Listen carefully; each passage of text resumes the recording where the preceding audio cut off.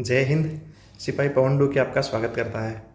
पहले के वीडियो में दी गई प्रतिक्रियाएं व प्यार के लिए बहुत बहुत धन्यवाद। इस वीडियो में बच्चों से संबंधित बातें बताई गई है जो उनके माता पिता को ध्यान में रखनी चाहिए। बच्चों के सर्वांगीण विकास के लिए माता पिता क्या करें व क्या नहीं करें, बच्चों को क्या करने दें व क्या नहीं करने दें। इसी तरह के आपके अनसुलझे सवालों का जवाब इस वीडियो को पूरा देखने के बाद आपको स्वतः मिल जाएगा। सभी माता पिता अपने बच्चों के लालन पालन में कोई कसर नहीं छोड़ते हैं। फिर भी कुछ बातें हैं जिनको माता पिता को ध्यान में रखना चाहिए, जिससे बच्चों का सर्वांगीण विकास हो सके व उसमें कोई बाधा उत्पन्न नहीं हो। इस वीडियो में कुल 21 बातें बताई गई है। आप चाहें तो लिख भी सकते हैं, वैसे अंत में सारी बातें एक जगह लिखी हुई भी है।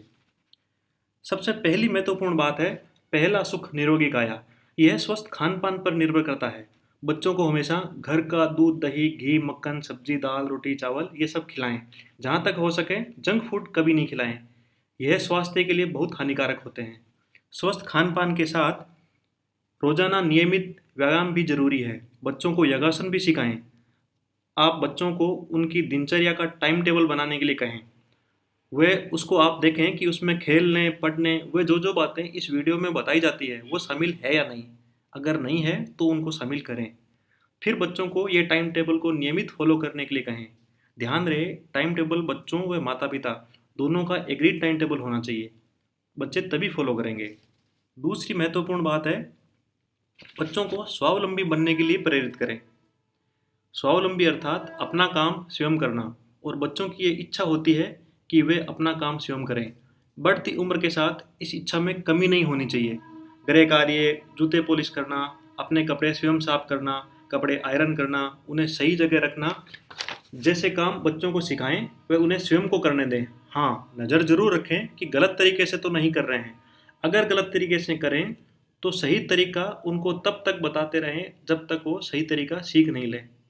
ये सभी काम समय पर बच्चे स्वयं करें तभी सही है। बच्चों का काम माता पिता करके बच्चों का संघर्ष छीन लेते हैं। उनका संघर्ष उन्हें करने दें। तीसरी महत्वपूर्ण बात है, किसी से तुलना नहीं करें। प्रबंधन में एक टर्म है इंडिविजुअल डिफरेंशिएशन, जिसका अर्थ व सारांश यह है कि प्रत्येक व्यक्ति की अलग क्षमता, प्रतिभा, वीकनेसेस एवं स्ट्रेंथ होती है। यहाँ तक कि दो जुड़ाव भाइयों या दो जुड़ाव भाई व बहन में भी बहुत सारे मानदंड में अंतर होता है। अतः बच्चों की घर में भी व विद्यालय में भी किसी से तुलना ना करें। यह भावनात्मक रूप से बच्चों पर बहुत बड़ा नकारात्मक असर करता है। अगला बिंदु है, विद्यालय में अन्य सह शैक्षणिक गतिविधियों में भाग लेने के लिए प्रेरित करें। बच्चे के सर्वांगीण विकास के लिए विद्यालय में सह शैक्षणिक गतिविधियों का संचालन होना आवश्यक है, जैसे स्काउट व गाइड, एनसीसी, एनएसएस, वाद विवाद, भाषण, पेंटिंग, खेलकूद स्पर्धा इत्यादि। इनमें बच्चे की सक्रिय सहभागिता भी अति आवश्यक है। इनसे बहुत अच्छी अच्छी बातें बच्चे अपने आप इनडायरेक्टली सीख जाते हैं। जैसे स्काउट व गाइड के शिविर में भाग लेने वाले विद्यार्थी विशेष गुण के धनी हो जाते हैं। वे प्रकृति प्रेमी अपने आप ही बन जाते हैं। इसी तरह एनसीसी कैडेट की नेतृत्व क्षमता अव्वल दर्जे की होती है। एनएसएस से सेवा भावना का सही से अर्थ समझ आता है, और वाद विवाद, भाषण, पेंटिंग इस तरह की प्रतियोगिताओं से बच्चों में अभिव्यक्ति की कला का विकास होता है। वह कभी हार नहीं मानना, वह हारने पर भी फिर से जीत के लिए प्रयास करना सीखते हैं बच्चे खेल से। एनसीसी के प्रशिक्षण के दौरान बच्चों को भारत के माननीय राष्ट्रपति, प्रधानमंत्री, रक्षा मंत्री, गृह मंत्री, तीनों सेनाओं के सेनाध्यक्ष व दिल्ली के मुख्यमंत्री मिलने का स्वर्णिम अवसर 26 जनवरी के लिए आयोजित होने वाली परेड के जो शिविर होता है उसमें भी ये अवसर मिल जाता है। वे बिना किसी विशेष खर्च के विभिन्न शिविर के तहत भारत में घूमने का अवसर मिलता है। एनसीसी के यूथ एक्सचेंज प्रोग्राम के तहत विदेश में भी भारत का प्रतिनिधित्व करने का अवसर मिल सकता है। अगला महत्वपूर्ण बिंदु है, पढ़ाई के साथ साथ खेल भी जरूरी। स्वस्थ तन से स्वस्थ मन व स्वस्थ मस्तिष्क निवास करता है, और खेल तन से स्वस्थ बनाने के साथ साथ खिलाड़ी को मन से भी स्वस्थ व मस्तिष्क से तीव्र बनाते हैं। खेल मोबाइल वाले नहीं, मैदान में खेले जाने वाले खेल। सभी खेलों में कुछ सेकंड्स में या सेकंड के कुछ हिस्से में वह कई सारे निर्णय लेने होते हैं, वह भी बिल्कुल सही, तभी खिलाड़ी बन पाते हैं। अतः बच्चों को खेल के मैदान में समय पर पसीना बहाने दें। रक्तदाब, मधुमेह जैसी बीमारियां जल्दी से खिलाड़ी के नज़दीक नहीं आती है। अगला महत्वपूर्ण बिंदु है रचनात्मक कार्य करने के लिए प्रोत्साहित करें। आपने कभी ना कभी कहीं ना कहीं सुना होगा कि खाली दिमाग शैतान का घर होता है। बच्चों का दिमाग बहुत तेज होता है और वह चलता ही रहता है। अगर उनको रचनात्मक कार्य में नहीं लगाएंगे तो वो भी किसी अन्य कार्य में लगेगा। अतः रचनात्मक कार्यों में लगाए रखें, इससे उनका दिमाग इसी दिशा में चलता जाएगा, इधर उधर नहीं। फिर एक महत्वपूर्ण बिंदु आता है प्रश्न पूछने पर डांटे नहीं, जवाब दे। देखो, बच्चे जिज्ञासु होते हैं। उनको पूरी दुनिया के सारे तथ्य जो उनके सामने आए उसी समय समझने की इच्छा होती है। उनकी जिज्ञासाओं को शांत करें, ना कि सवाल पूछने की आदत को। सवाल पूछने पर डांटने का मतलब है कि आपने नए पौधे की सबसे तेजी से बढ़ती शाखाओं को काट दिया है।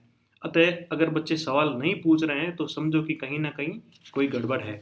इसलिए बच्चों को सवाल पूछने दें, उनकी जिज्ञासाओं को शांत करें। अगला महत्वपूर्ण बिंदु है बच्चों के सामने झूठ ना बोलें। आपके स्क्रीन पर दिख रही बातों को पढ़ो व सोचो कि इनमें से आपने कौन कौन सा बहाना कब कब बनाया है, वो भी बच्चों के सामने। एक कड़वी सच्चाई बताऊं, जाने अनजाने में भी अगर आप बच्चों के सामने झूठ बोले हैं तो यह झूठ आप भी सुनने के लिए तैयार रहें, क्योंकि बच्चे हर बात को बारीकी से नोट करते हैं। बच्चे जो देखते हैं वही सीखते हैं। सही मायने में तो बच्चों को झूठ बोलना हम ही लोग सिखाते हैं। जैसे 1, 2 या 5 मिनट का बोलकर हम अनगिनत मिनट लगा देते हैं, या घर बैठे ही फ़ोन पर बोलते हैं, या बच्चों से बुलवाते हैं कि मैं आज घर पर नहीं हूँ, या बैठे ही घर पर बैठे ही बोलते हैं कि निकल गया हूँ, रास्ते में हूँ, बस 5 मिनट में पहुँचने वाला हूँ। और बच्चे ये सब देख रहे हैं, वह सुन रहे हैं, वो क्या समझेंगे। अतः झूठ मत बोलिए। अगला महत्वपूर्ण बिंदु है पारिवारिक व आपसी झगड़े बच्चों के सामने कभी ना करें। पति पत्नी के झगड़े व पारिवारिक विवाद बच्चों के सामने कभी ना करें। इससे बच्चे बहुत दुखी व असमंजस में हो जाते हैं कि क्या बोलें और किसको बोलें, कैसे बोलें, क्योंकि उनके माता पिता दोनों ही उनके लिए महान हैं। इससे बच्चों पर भावनात्मक और नकारात्मक असर पड़ता है। अगला महत्वपूर्ण बिंदु है दादा दादी व नाना नानी का प्यार व कहानियाँ सुनना बच्चों के लिए बहुत जरूरी होता है। जैसे बच्चे के लिए माँ का दूध का रोल होता है, वैसा ही दादा दादी व नाना नानी का रोल होता है बच्चे के जीवन में। दादा दादी व नाना नानी की रोचक, ज्ञानवर्धक व मनोरंजक कहानियों का पिटारा बच्चों के लिए किसी ऑल इन वन पैकेज से कम नहीं होता है। बच्चे की अच्छी परवरिश में दादा दादी व नाना नानी का महत्वपूर्ण योगदान होता है। और अगर बच्चे के माता पिता दोनों ही कामकाजी या नौकर हो, तब तो इनका रोल और भी महत्वपूर्ण हो जाता है। अगला बिंदु है घर के कामकाज में मदद के लिए प्रेरित करें। बच्चों को घर के कामकाज में माता पिता का सहयोग करना चाहिए, ताकि बिना किसी विशेष प्रशिक्षण के भी समय पर सारा कामकाज स्वयं कर सकें। रसोई का कामकाज केवल लड़की ही नहीं, लड़कों को भी आना चाहिए। वह इसी तरह ऐसा नहीं होना चाहिए कि यह काम तो लड़की नहीं कर पाएगी। मुझे याद है, हमें खेत का कामकाज सिखाने के लिए कोई विशेष प्रशिक्षण कार्यक्रम आयोजित नहीं किया गया था। बस दादाजी ने हम सभी भाई बहनों को बचपन में खेलने के लिए भी खेती में काम आने वाले औजार व हल बना कर दिए थे, और हम खेत का कामकाज आसानी से सीख गए। जैसे ये बच्चे भी खेत का कामकाज भी कर ले रहे हैं और एक दूध निकाल रहे हैं बकरी का।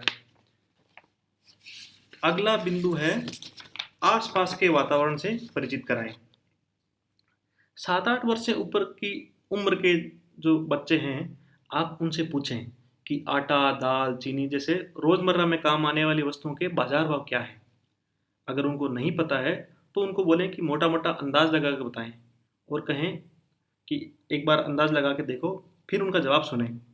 आपको उसी से अंदाजा हो जाएगा कि उनको दीन दुनिया का कितना पता है।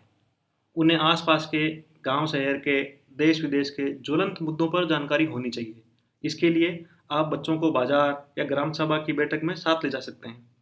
आप अखबार पढ़ते समय व समाचार सुनते समय बच्चों को साथ बिठा लें। इससे बच्चों की भी आदत हो जाएगी।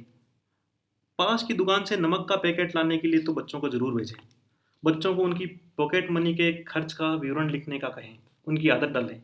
आपके घर के खर्च का हिसाब किताब आप लिखें या बच्चों से लिखवाएं। इससे खर्च कम नहीं होगा और नहीं आमदनी बढ़ेगी। बस महीने के अंत तक आपके मन में जो सवाल आता है ना कि इतने पैसे कहाँ खर्च हो गए, बस इसका जवाब जरूर मिल जाएगा। अगला बिंदु है आत्मरक्षा के गुर सिखाएं। शारीरिक क्षमता से मानसिक क्षमता का भी संबंध है। फिजिकल स्टेमिना अच्छी होने से मेंटली स्टेमिना भी अच्छी होती है। बच्चों को आत्मरक्षा के गुर सिखाकर बच्चों के साथ साथ उनके माता पिता भी निर्भीक होते हैं। अपने आसपास आ सकने वाले आसन गंभीर खतरों की पहचान व उनसे बचने के तरीके उनको बताएं। अगला बिंदु है नेतृत्व क्षमता विकसित करें। किसी भी व्यक्ति के व्यक्तित्व में नेतृत्व के गुण व क्षमता आवश्यक व महत्वपूर्ण भाग होता है। नेतृत्व के गुण किसी में भी एक दिन या एक महीने में कोई किताब पढ़ने से नहीं आ जाएंगे। वो गुण उनकी आदतों में शामिल होने चाहिए, वे व्यवहार में भी झलकने चाहिए। अतः बच्चों को समय पर नेतृत्व करने का मौका दें व उनको तरीके सिखाएं। एनसीसी के प्रशिक्षण के दौरान नेतृत्व क्षमता का अच्छा विकास होता है। लीडरशिप क्वालिटीज पर कभी अलग से बताएंगे, ये बहुत बड़ा विषय है। अगला बिंदु है भविष्य के लिए बच्चों को स्वयं चयन करने दें। नौकरी के साथ साथ हाथ के कामकाज, कृषि, व्यवसाय पर भी मार्गदर्शन करें। थ्री इडियट्स एक फिल्म है, उसका सीन आपको याद होगा। फरहान फोटोग्राफर बनना चाहता था जबकि उसके पापा उसे इंजीनियरिंग करवाना चाहते थे। आप बच्चों को उनके करियर के लिए अलग अलग विकल्प व उनके फायदे नुकसान सब बताइए, परंतु अंतिम निर्णय या विकल्प में एक का चयन उन्हें स्वयं को करने दें। उन्हें बताएं कि एक लक्ष्य तय करें, लक्ष्य बार बार बदले नहीं, तो उसके लिए जी जान से मेहनत करें। हाँ, प्लान बी पर भी विचार करना आवश्यक है, यह भी तैयार रखें। अगला बिंदु है असफलता पर बच्चों को अपमानित नहीं करें, उनका साथ दें व बच्चों को हिम्मत नहीं हारने दें। उन्हें बताएं कि असफलता भी जीवन का हिस्सा है। देखें, असफलता स्थिर नहीं है, असफलता की परतों के नीचे ही सफलता छिपी है। बस फर्क इतना है कि किसी को कम तो किसी को ज़्यादा परतें खोलनी पड़ती है। आपको इतना करना है कि असफलता के नाम का जो ये डर है उसे ख़त्म करना है। बच्चों को समझाना है कि यह भी जीवन का हिस्सा है। बच्चों को हर हालत में बस खुश रहना सिखाइए। अगला बिंदु है बच्चों को डराएं नहीं, उनका डर भगाएं। हाँ, अनुशासनहीनता पर शारीरिक दंड दें। छोटे बच्चे के भी दिमाग में किसी भी प्रकार का फालतू का डर नहीं घुसने दें।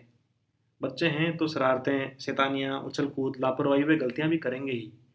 इन पर बच्चों को डराएं नहीं, समझाएं, बार बार समझाएं, अलग अलग तरीके से समझाएं। अगर गलती का दंड भी देना है तो शारीरिक दंड दें, मानसिक दंड नहीं। जैसा कि आप फोटो में देख रहे हैं कि बच्चे को दंड स्वरूप दंड बैठक लगाने की सजा मिली हुई है।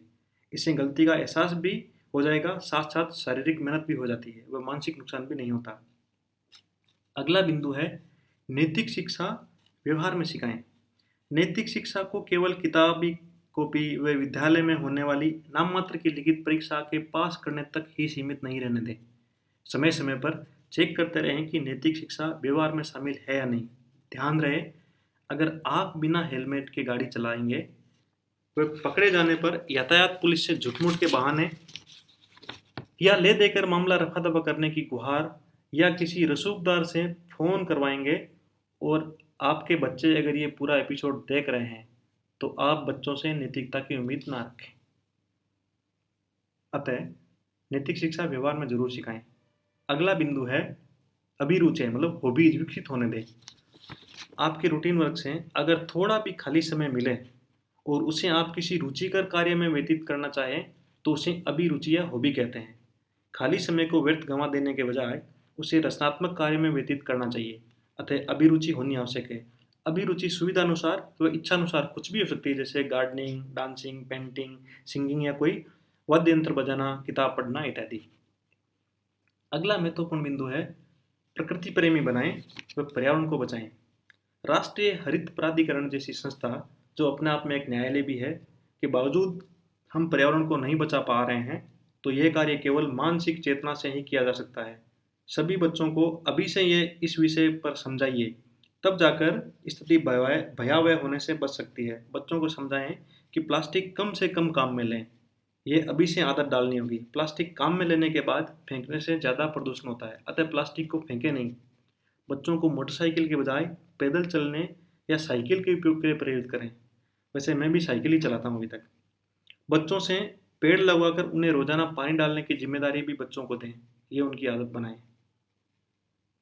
और वन्य जीवी और जो पालतू पशु हैं उनके साथ खेलने दें, ये उससे जुड़े रहेंगे, तभी प्रकृति का महत्व समझ पाएंगे। लास्ट बट नॉट लिस्ट, क्या खराब और क्या अच्छा लगा ये पूछते रहें। फीडबैक बहुत ज़रूरी होता है। आप बच्चों से समय समय पर पूछते रहें कि उनको विद्यालय में, घर में, दोस्तों में क्या क्या अच्छा लगा व क्या क्या अच्छा नहीं लगा। इससे बच्चों में विश्लेषण व आंकलन करने की क्षमता का पता लगेगा और आपको फीडबैक भी मिलता रहेगा।